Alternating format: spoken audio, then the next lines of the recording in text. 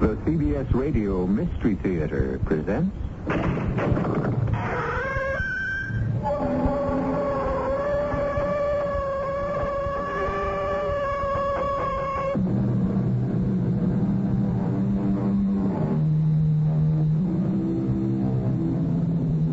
Come in. Welcome. I'm E.G. Marshall. They say Mark Twain was America's greatest humorist, and that's probably true because he was one of the most serious men ever to be born in this country. To Mark Twain, laughter and tragedy were two sides of the same coin, and most of the time, the coin was counterfeit, which in itself is the great joke life plays on most of us. And since life is a jest which ends in a mystery, we are privileged to present one of Mark Twain's greatest mystic fantasies. You can save him. They all think he stole the money. But it isn't true. You can think of everything. Think of something now. Something. Help me. Call another witness. There are no witnesses. All we have is his own word that he didn't steal the money. You do have a witness. Who? The money. The money? What kind of witness is that? What can money do for him? You know the old saying, money talks.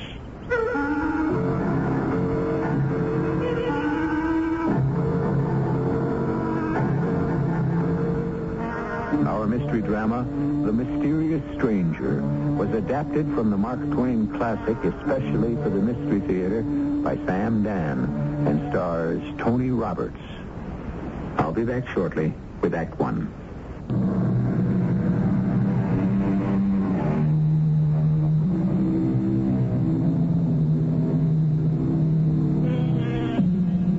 It is the winter of the year 1590, and we are in Austria, in a sleepy country village.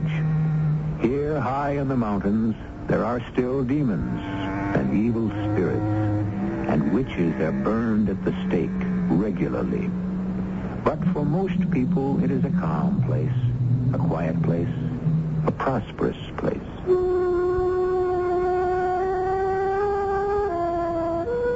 My name is Theodore Fisher. I'm the son of the church organist, who was also the leader of the musicians, teacher of the violin, composer of the hymns, tax collector of the commune, and in many ways, a useful citizen. I am not useful at all. I have been away to the university in Vienna, where I became a lawyer. There isn't much opportunity to practice law here. The priest settles all the religious disputes, and the astrologer, I'll explain more about him later, settles everything else. Well, it was a beautiful day, and my only annoyance was the fact that my pipe had gone out, and I had neglected to bring a flint with me. Good morning. Oh, good morning to you, sir. Oh, I'm sorry. I seem to have startled you. Oh, it's quite all right. Is there any way I can be of service? Service? No, I don't believe so. There's nothing you require? Require? Oh. Well, I would like a light for my pipe. A little thing like that must not stand in the way of your happiness. May I? He took my pipe and you must understand this. How can I say it? He simply blew his breath on it. And the tobacco glowed red, and spirals of blue smoke rose from the bowl. I jumped up. Please, don't be frightened. But it was just a trick. A trick? Of course. What did you think? Well, a little conjurer's tricks. What else can you do? Anything. Do you remember when you were a child? You had a toy castle. There were knights and ladies in the courtyard and cannoneers along the walls. I do remember that. How would you know? Well, it's a trick. Now, let us build that castle. With what? With this pile of dirt. But what? Everything, everyone was dirt to begin with. Isn't that so, Theodore? How do you know my name? What's a trick? And really, there's absolutely nothing to it. All you do is take some dirt. All he did was take some dirt, and before you knew it, he made a crowd of little men and little women, each no bigger than your little finger, and they all went diligently to work as they cleared a space of a couple of yards and began to build a cunning little castle. 500 of these tiny but living, breathing people, swarming about, laboring diligently, wiping the sweat off their faces. I looked at the stranger and I asked, "Who are you?" An angel. Of course. An angel. Who else? Do you have a name? Well, certainly. Satan. Satan? Why do you seem so distressed? Satan. Well, that's his name, you know. Yes, I know. He's my uncle. But you said you were an angel. Well, surely you remember he was an angel once himself. Yes, I didn't think of that. Before the fall. But he was blameless. Would it be rude if I asked? No, it wouldn't be rude, and I should forgive you even if it were. Yes, I have. I've seen him millions of times since I was just a little child, hardly 1,000 years old. I was his favorite. 1,000 years old? I'm about 16,000 years old by now. That is the way you count time. 16,000 years old? You must have seen... Oh, I've seen it all. I saw Adam created and Abel murdered. I saw Samson surge against the pillars and bring down ruin and death. Oh, what haven't I seen? The castle is finished. There. How do you like it? How could anyone help but like it? It's perfect. These people are actually human. It's another world. Someone fired a pistol. No, it's thunder. Thunder? But there isn't a cloud in the sky. Oh, not in yours, but in theirs. See how the sky above the castle becomes dark and terrible. The thunder, the lightning. People. Poor little people. They're terrified. You're killing them. They'll all be dead. Look. The earth is opening under their feet. They're going. They're gone. The earth has swallowed them up. They're all gone. Oh, those poor people. Oh, don't weep for them. They're of no value. But they were living creatures. It's no matter. We can make plenty more. Shall I? No. You'll only destroy them again. Oh, that's the history of the world, isn't it? Well, good morning, Theodore. Oh, you startled me, Uncle Peter. How could I startle anyone?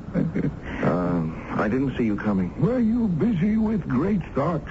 Oh, no. I was merely talking to this... Well, there was someone here just a moment ago. Oh, yes, my boy. I know it affects me, too. I keep seeing people who aren't there myself. What are you doing here, Uncle Peter? What am I doing here? Well, something brought me here, but I can't seem to remember what. I'm not myself these troubled days. I'm not myself. Well, good day, Master Theodore. Now, as I was saying... Where did you go? I merely made myself invisible. Yes, but you should talk to Uncle Peter. He's not dull and ignorant like I am. And besides, he has a beautiful niece, huh? Margaret. Satan. Could you help them? Help them? Uncle Peter. That's what I called him. But he used to be Father Peter. I know, a priest. You know? Yes, until he was accused of some heresy. It was the astrologer. Why is everyone so afraid of the astrologer? Now, what was the heresy he accused Uncle Peter of? It doesn't matter. It was enough to be accused. by the astrologer. I see. You see, folks have nothing to do with Uncle Peter these days, and he and Margaret are about to starve. And you want me to help him?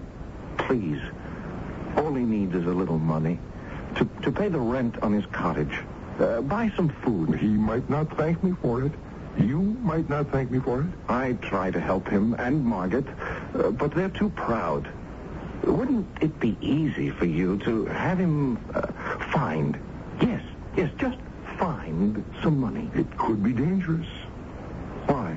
Well, because it could change the entire course of his life. Yes, but that's exactly what he needs, to have the present course of his life changed. Every man's life consists of links in a chain. Each link is an act. It has its proper place in the chain. Remove one link, and the entire future becomes different. But I've been trying to tell you, he needs another future. Oh, you have a great deal to learn. I shall see you again. Where are you going? I have an errand to perform. You won't help, Uncle Peter. Well, I'm not sure you'll consider it help, but we shall see what we shall see. And he was gone. As suddenly, as unaccountably as he had appeared. A mysterious stranger had vanished. Was it a dream? My imagination? No. In the first place, I am not a dreamy person. Second, it was too real, too vivid. And while I was still debating the matter in my mind, I became aware of Uncle Peter. I remember now, Theodore. What do you remember, Uncle Peter? Why, I have come here. Yes, I lost my purse. There wasn't much in it, but a very little is a great deal to me, for it was all I had. Have you seen it, my lost purse? No, Uncle Peter, but I shall be happy to help you look. That is what I was going to ask you. But it won't be necessary. Here it is. But yes. But what, Uncle Peter? It's mine, and yet it isn't mine. I'm afraid I don't understand. Oh, the purse is mine, yes, clearly mine, but not the contents. This is fat.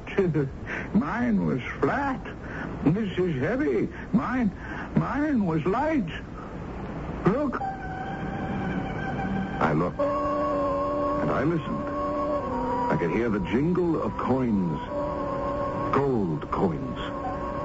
And then I saw them, as Uncle Peter knelt on the grass and carefully poured the coins on the ground.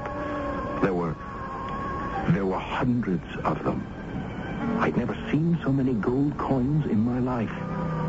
Such bright, shining gold coins. It almost hurt my eyes to look at them. They were so bright, so new, so freshly minted. Who has been here? Why? No, you must not lie to me, Theodore. Has anyone been here? Not a human being, Uncle Peter. I don't understand. I know you're telling me the truth. It's the money. It comes to over 1,100 ducats. Oh, dear, if it were only mine. But it is yours, Uncle Peter, every single piece. Oh, no. Only 4 ducats are mine. That's all that were in the purse when I lost it. The rest, yeah, and I do need them so badly. Yeah. No, the fact is, this money is not mine. But the money is in your purse. I cannot account for it unless some enemy. Yes, it's a trap. Oh, but Uncle Peter, with the exception of the astrologer, you don't have a real enemy in the village. Nor does Margaret. No, it must be a trap. I must have an enemy. Do you have an enemy rich enough to chance 1,100 ducats just to do you a mean turn? Well, Of course not. It's yours. Every bit of it. Didn't you pray for help? Yes. Well, isn't this help? Yes. Yes, I'll take it. And I shall do good things with it. And I'm sure everything will be all right. Of course, Uncle Peter. Everything will have to be all right.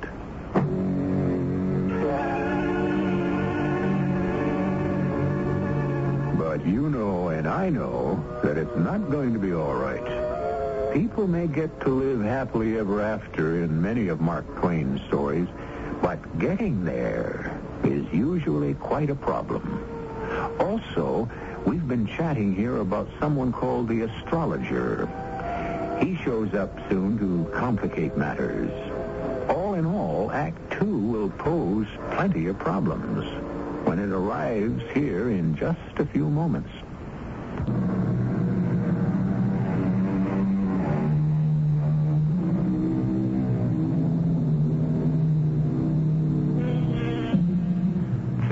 Fisher is telling the story of Mark Twain's mysterious stranger. And Theodore is the only one in the small village who has seen him. The mysterious stranger claims to be Satan's nephew. But by now, we can safely assume it's the old boy himself. Mark Twain always likes to use these little tricks. Throw a surprise visitor into a quiet little town and watch the ripples swell into waves. It made immense talk in the village the next day. Father Peter told the entire circumstance just the way it happened. He said the only way he could account for it was, well, it must have been the hand of Providence. Suddenly, Father Peter and Margaret had plenty of friends, or at least visitors. Mothers started sending their daughters to Margaret for piano lessons, and it began to look like the old adage was true. You have no trouble making money once you have money.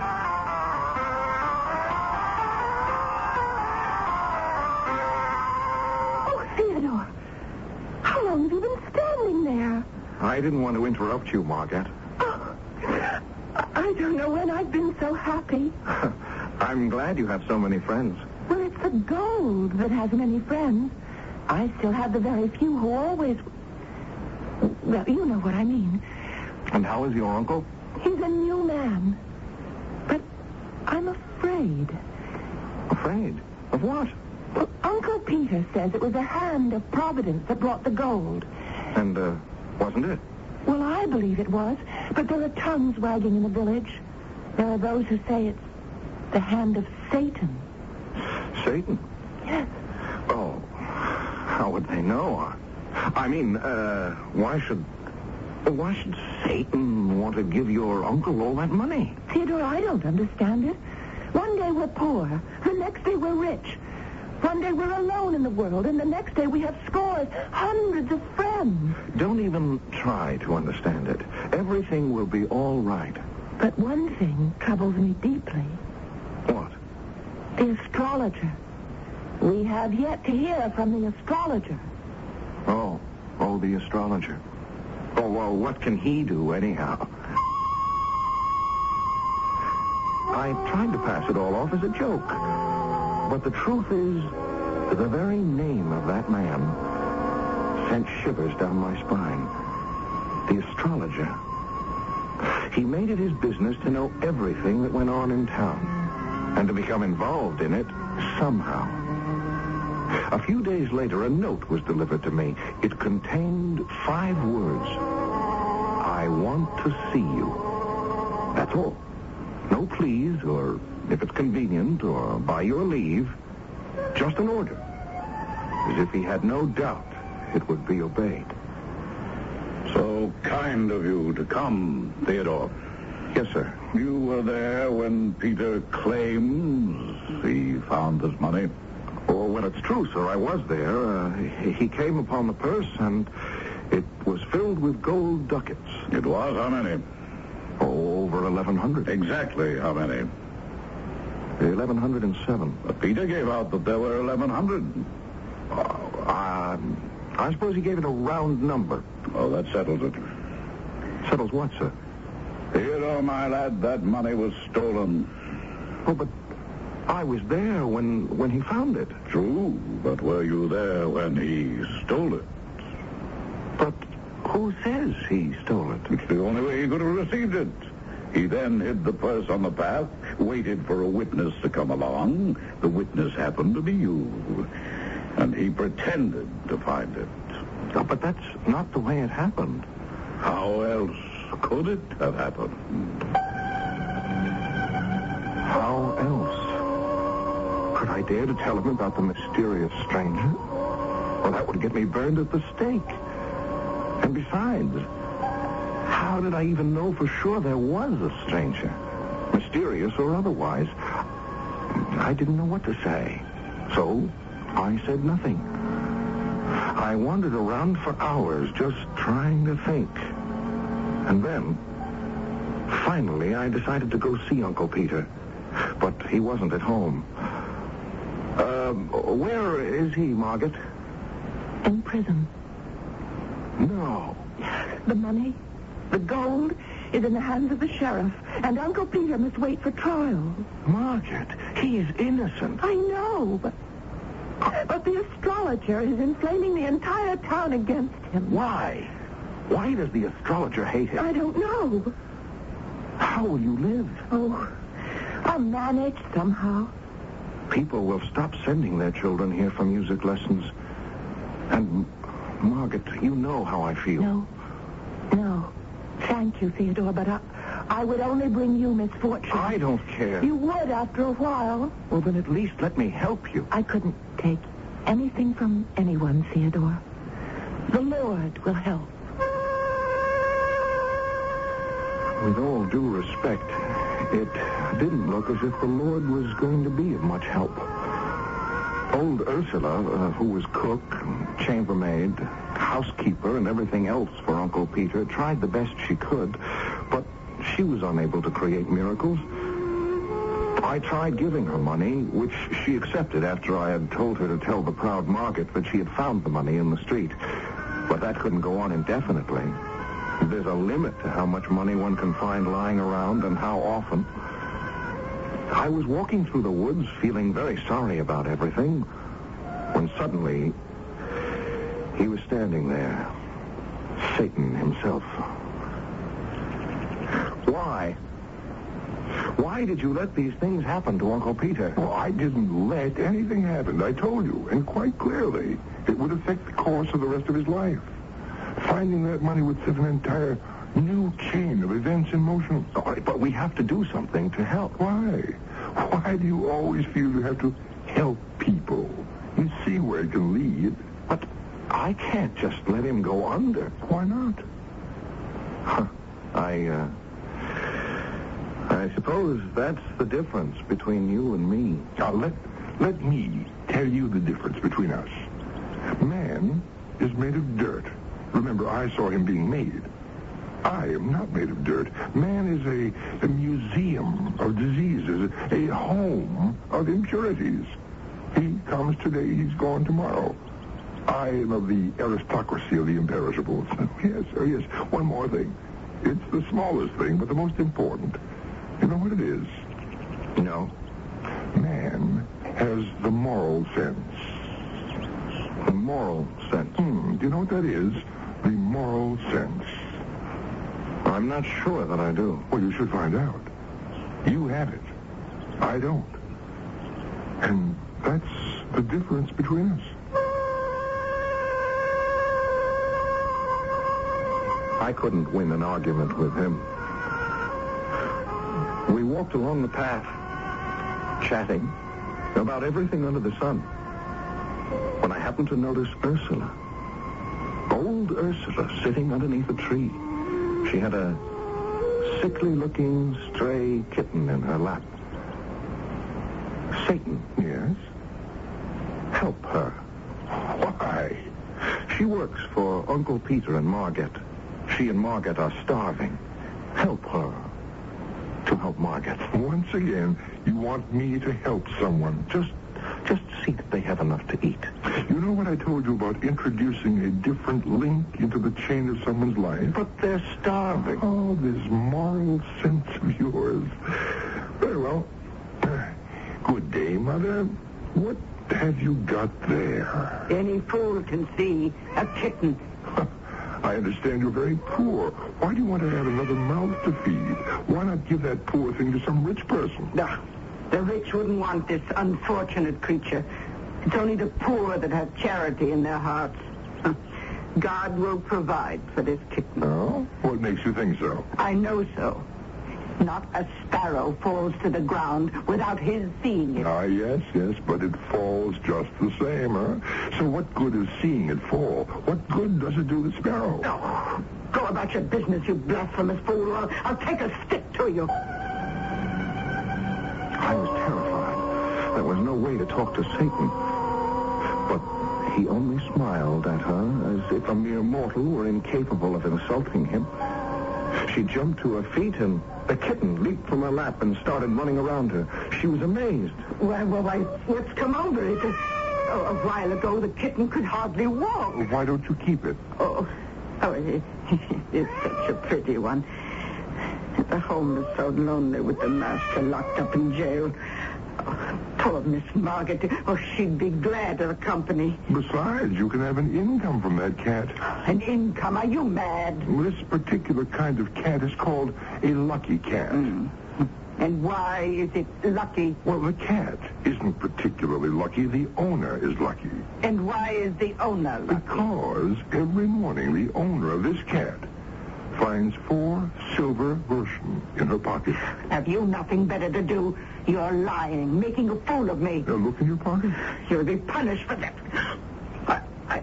It's groschen. In my pocket, I have 1, 2, 3, 4 silver groschen. Oh, sir. Dear, kind master and benefactor, let me kiss your hand. I told you it was a lucky cat. Oh, it is. It is.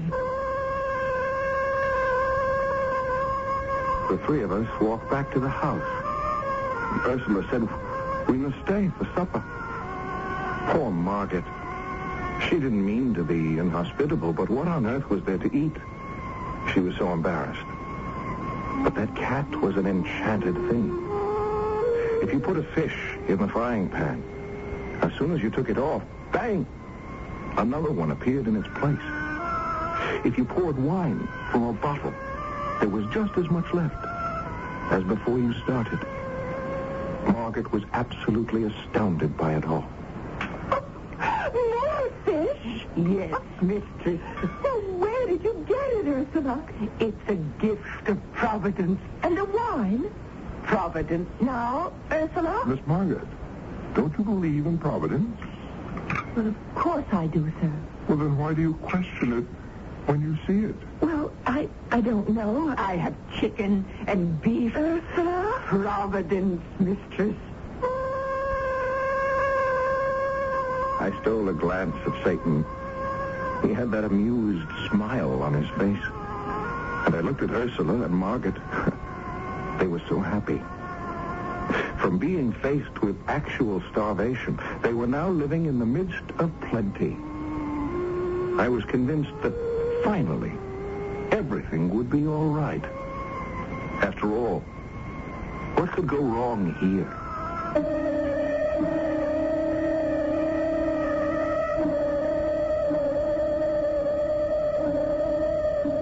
Our friend Theodore, he keeps thinking everything's going to be all right.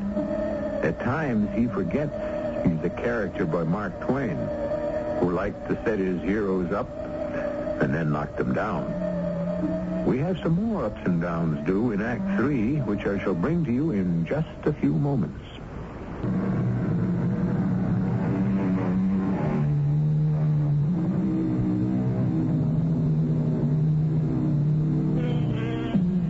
Once again, Theodore has asked the mysterious stranger, who is Satan himself or else his nephew, and does it matter, to interfere with what seems to be a natural course of human events. And really, he asked for little enough, just some food to keep them alive. And the stranger certainly has been generous, probably too generous. Yes? Oh, You're Gisela Nar, aren't you? Yes, Master. What are you doing here? Oh, I work here for Ursula. You do? Oh, yes. I scrub the pots and pans and dishes and floors and windows and walls. I scrub everything. Is Miss Margaret in? Oh, no, sir. She is not home. And Ursula? Oh, yes.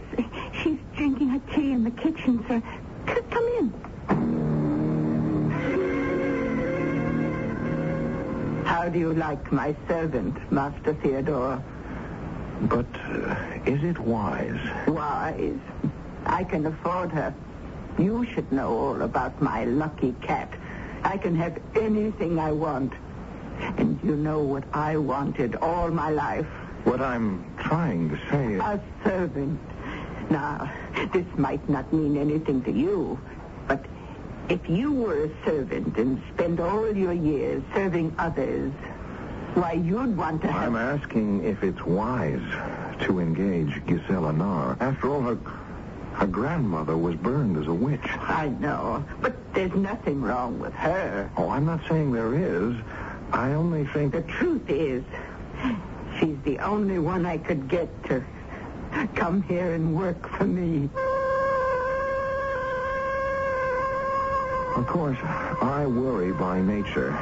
And since I feel the way I do about Margaret, I worry about any trifle that might seem to threaten her. But this time I tried to dismiss my worries. I almost succeeded. And then I was walking down the street in the village. I was about to turn the corner when I heard voices. I knew those voices. One was Gisela. The other was the voice of the astrologer. So, Gisela, my good girl, what are you doing these days? Well, sir, I'm employed by Ursula. Ursula? She's the housekeeper for Uncle Peter. She gives me 2 silver groschen a week. 2 silver groschen. Besides my keep and my clothes. She must be wealthy. Oh, they live off the fat of the land, let me tell you. The prince himself don't sit down to a better table. Well. Thank you, Gisela. That thank you. That sent cold shivers down my spine. I had to do something. The astrologer. He'd visit the house. He'd see the frying pan that never emptied itself, the wine bottle that was always full. His mind would gladly leap to one conclusion. Witchcraft. And both Margaret and Gisela would be doomed. There was nothing I could do by myself. I needed help. Are you looking for me? You have to help. Again? Please. You want me to save them from being charged with witchcraft? Admit it. Well, no, not exactly. I want you to interfere, but not really interfere. Mm-hmm. I'm only asking for a return to the status quo. Let it be as if you didn't help. Oh. Well, that's very simple, isn't it? It's so simple you don't even need me. You could have handled the matter yourself. Me? Of course. What is the source of all their bounty? The cat. Yes, the lucky cat. Therefore, all you have to do is get rid of the cat. Get rid of the cat? And kill the cat. No, but I couldn't kill an innocent animal in cold blood. Margaret will never talk to me again. If she's to be burned at the stake as a witch, she'll never talk to you again either. Are you actually weighing between Margaret on the one hand and that cat on the other? Oh, this moral sense that you humans have. Here, where are you going? He knew perfectly well where I was going, and I could hear him laughing off in the distance as I raced for Margaret's cottage. I prayed to be on time, to get there before the astrologer did. Theodore. Where's that cat? Why do you want it? Where is it? Your lives depend on it. You're taking leave of your senses. Oh, there she is. Theodore, put that cat down. What are you doing? I'm taking her away. Away? Why? Do you want me to kill her here in front of your eyes? Theodore, you can't. I said get out of my way. There isn't a moment to lose. Good morning. I knocked, but no one heard, so I came in. Are we having a lover's quarrel? Oh, Sir Astrologer, I was just leaving. Theodore, I never want to see you again.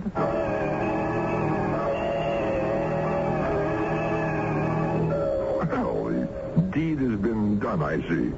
Yes, but you'll never speak to me again. Well, women seldom realize how long never can be.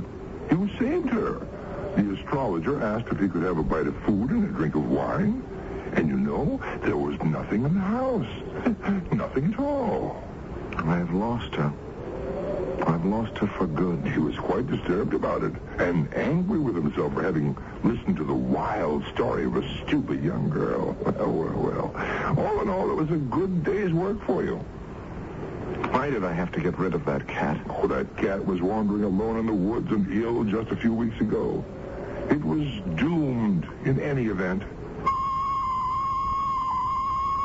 I didn't see my mysterious stranger for a while after that. I didn't see anyone. Margaret would have nothing to do with me. And I didn't care to have anything to do with anyone else. Life was lonely and sorrowful. And I was having all sorts of melancholy thoughts when there was a knock on my door one morning. Theodore. Margaret. May I come in? Oh, please. I've come here to ask you a favor. Anything. The Duke arrived this morning, and my uncle is to be tried this afternoon. Oh. And he needs a lawyer. You want me to defend your uncle? Yes. Oh, but I'm not really very good. You believe my uncle is innocent. In your heart, you believe it, don't you? Yes. Then you'll be better than a smart lawyer who doesn't believe it at all. Margaret, about the cat. I can only believe you had a good purpose in mind, although what it was, I'll never understand. Then you forgive me. I forgive you. How could I possibly get Uncle Peter acquitted? The astrologer was put in the witness box. I did the best I could. Now, Sir Astrologer, you claim these gold coins are yours. I do, young man. I, myself, was present when Peter found them. You mean when he claimed he found them? If the money is yours, how did you come by it? I found the bag in the road. When? More than 2 years ago. And what did you do? I brought it home, hid it in a secret place in my observatory tower, intending to find the owner if I could. I made diligent inquiry, but nothing came of it. And then? And then I thought, why not use the money to finish the foundling wing in the orphan asylum? So I took the money out of its hiding place and counted it to make sure it would be enough. And then, I'm sorry to say this, just as I was restoring the bag to its hiding place, I looked up, and there was Peter standing behind me. Well, how could that be? Oh, he often came to my place unannounced to ask for a little help. He was quite needy. Proceed, sir. I became uneasy and decided not to use the money just then, but to wait a bit longer in case the owner might show up. And then? When I heard of Peter's find, I was happy for him, naturally. Naturally. I had absolutely no suspicion until I discovered my own coins were gone. And I detected 3 suspicious circumstances in Peter's story. Well, please name them. A, Peter claimed to have found his money in a path. I found mine in the road. B, his find consisted exclusively of gold ducats. So did mine. C, he found 1,107 ducats. I found exactly the same. It was telling evidence. I could see it on the faces of all in the court, especially the Duke. Besides, who would be inclined to disbelieve so powerful a person as the astrologer? They would find Peter guilty for sure. And suddenly he was there. Satan, in the back of the room. I turned to the Duke. Your Excellency, may I have a short respite? Granted. Listen to me. We must save him. You never learn. The disgrace of the scaffold. Moral sense, it will be the death of you one day. Go back there and call a witness. What witness? It will occur to you at the right time. Now, Sir Astrologer, suppose we prove that this money on the table here is not the same money that you found. Then it would belong to Peter. I would say so. Your Excellency, may I call another witness? I should say witnesses. Your Excellency, it's too late in the trial for new witnesses. But these are not new witnesses. They have already been partially examined. The coins, Your Excellency, they are witnesses. But coins cannot speak, young man. But they can. Witchcraft. Be careful, young man. Look, you see, each coin speaks. Each coin declares it is not the one the astrologer claims he found 2 years ago. By its date, each coin proclaims it. Each coin declares it did not exist 2 years ago. If Your Excellency will examine the dates, he will see that these coins were only minted at the end of this year. They're scarcely 6 months old. There was a great shout of approval. The astrologer had finally been brought to book at last, and the money was restored to Peter, and everyone crowded around him. He had many friends now. I looked around to thank Satan, but he had disappeared. And finally, I made my way over to old Uncle Peter. Sir, what is the moral sense? The moral sense? Why, that is the faculty that enables us to distinguish good from evil. Well, that sounds as if it could be considerable trouble. Oh, yes. But it's the most valuable thing we have. Valuable? Good heavens, lad. It's the one and only thing that lifts us above the beasts and makes us certain that one day we shall inherit immortality.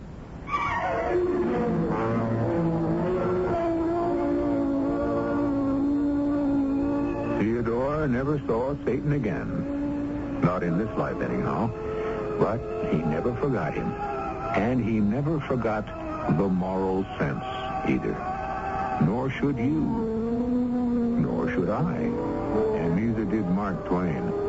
Even so, there were times when he insisted the thing was more trouble than it was worth. But there's never any trouble around here. You just wait around for a few seconds, and I'll be back. Here's a tip from your Better Business Bureau. Are you looking for a nursing home? Well, here are a few tips. Start by getting a list of the licensed facilities in your area from your local health department. Find out whether they are certified to receive Medicare and Medicaid payments. Also, talk to your friends and talk to your neighbors who've placed a family member in a home. You see, it's important to visit a nursing home to check the facilities and the services. For example, food handling, patient care, in-service staff training, housekeeping, and patient activities. Now, before you sign an admission agreement, you read it carefully, including the fine print, and ask a lot of questions about what's included in the price. A number of nursing homes charge extra for such items as wheelchairs, air mattresses, and personal laundry. A tip from your Better Business Bureau.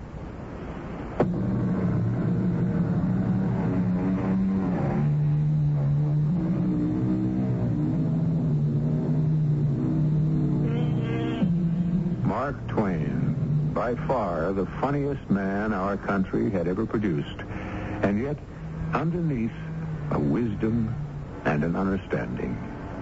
For it was Mark Twain who wrote, "What a silly, poor thing is human life. How childish its ambitions. How ridiculous its pomps. How trivial its dignities. How cheap its heroisms. How capricious its course. How brief its flight. How comic its tragedies. How tragic its comedies."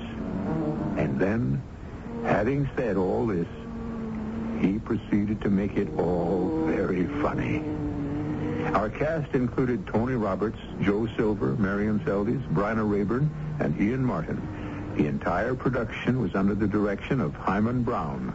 And now, a preview of our next tale. Intrastar is a fact. Not to my astronomers. Well, that means nothing. They are finite. Only their souls are infinite.